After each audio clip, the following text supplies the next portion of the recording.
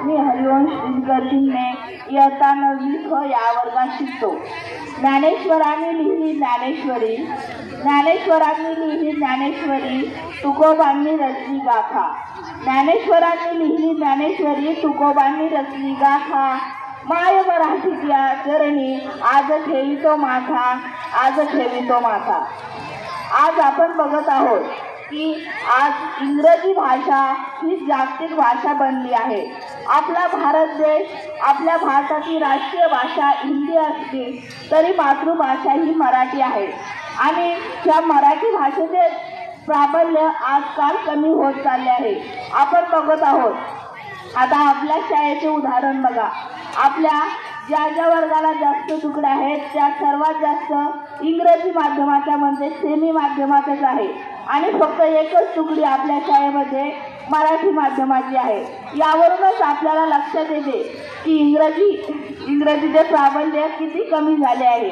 आपण बघतो की आज जोतो, थँक्यू, वेलकम, प्लीज असं वगैरे वगैरे काही देखील आपण आपली संस्कृती हरवत चाललो आहोत।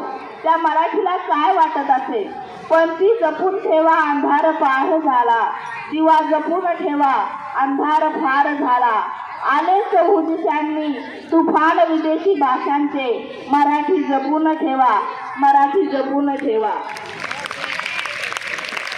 आपण आपली जी मातृभाषा आहे ती आपल्या आई समान आहे आणि तिच्या शिक्षणाचे महत्त्व।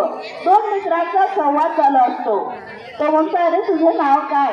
तो म्हणतो, माझं नाव प्रथमेश। आणि दुसरा म्हणतो, तुझं नाव काय? माझं राम। तर प्रथमेश म्हणतो, अरे मला सेमी माध्यम घ्यायचंय रे। राम म्हणतो, घे ना, तुला काय हरकत आहे? पण प्रथमेश रामला विचारतो की तू कोणत्या माध्यमात शिकतोस? राम म्हणतो, मी मराठी माध्यमात शिकतोस।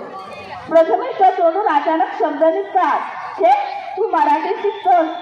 रामला वाईट वाटते, पण राम देखील त्याला छाती ठोकून उत्तर सांगतो की हो, मला अभिमान आहे, मी माझ्या मातृभाषेमध्ये शिकतो आणि मी देखील एके दिवशी तुझ्याच पदापाशी पोहोचणार।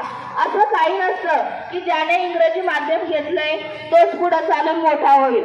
सर्वच जण मोठा होत असतात आणि त्यानंतर ते दोघे जण सारख्याच पदावर पोहोचतात। पण प्रथमेश जो आहे त्याने सेमी माध्यम घेतलं असतं, त्यामुळे तो रामच्या हाताखाली काम करायला असतो। असं त्या दोघांच्या संवादातून कळतं की मराठी माध्यम हे काही वाईट नाही। आपण आपल्या मनामध्ये मराठी भाषा रुजवली पाहिजे। आपली मराठी ही मायभाषा आहे, मातृभाषा आहे। आपण तिला विसरून चालणार नाही।